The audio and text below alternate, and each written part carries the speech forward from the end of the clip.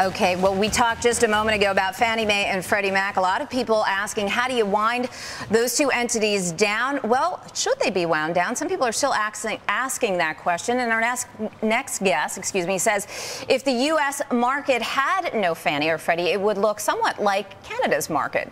Michael Lee is the director of the Center for Real Estate at San Diego State University. He has over 25 years of financial services industry experience, including more than 18 years of international advisory work in 28 countries, spanning 6 continents, and he joins us now. Michael, so good to see you. Thanks for joining us. Thank you for inviting me. Hey, let's start with our system of home ownership and our mortgage finance or home financing system. What are the other countries that are most similar to ours? Well, really, there are none that I would say are that similar to us. We have a very unusual mortgage market in a variety of respects. Do you think, I mean, one of the reasons or the arguments for Fannie Mae and Freddie Mac and for the whole sort of Wall Street system of securitization is that it actually helped to boost home ownership here in the U.S. Do you think that's true? And, you know, if they don't exist in other countries, how has that affected home ownership there?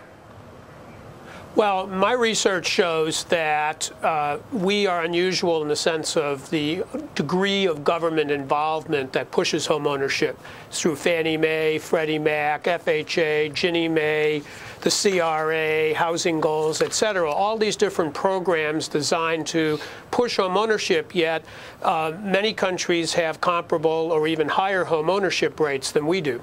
Now, what does the Canadian system look like? You know, we had done this in the intro. We said if there was no Fannie or Freddie, the U.S. would look like the Canadian housing system. Is that a good or bad thing in your view?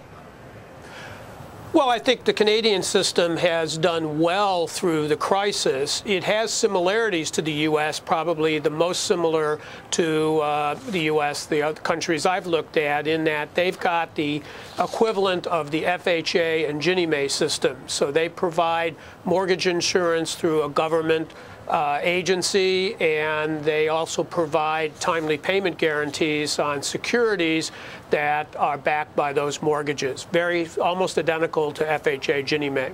Okay, then why is it the U.S. went through a massive financial crisis, really sparked by sort of the subprime mortgage meltdown, and then hit pretty much every sector of the mortgage market, but Canada didn't? I'm just looking at a graph here of 2009 home prices. The U.S. home prices were down pretty much 3.1%. That's an average. In Canada, they were up 2.5%. Well, I think a couple factors go into why we've done a lot worse. I think that we depend more on securitization in the U.S., and that's because of our love affair with the 30-year fixed-rate mortgage, which really needs to be financed in the capital markets. Only one other country in the world uses that kind of instrument. That's Denmark, and even they use it far less than we do. So with the development of securitization that was really started by the government through Ginnie Mae and then Fannie Mae and Freddie Mac, you have development of the private label securities market, and that really financed a lot of the more exotic subprime Alt-A type mortgages here that led to some of our problems. And you don't have that in Canada or in any other country other than, to some extent, the UK.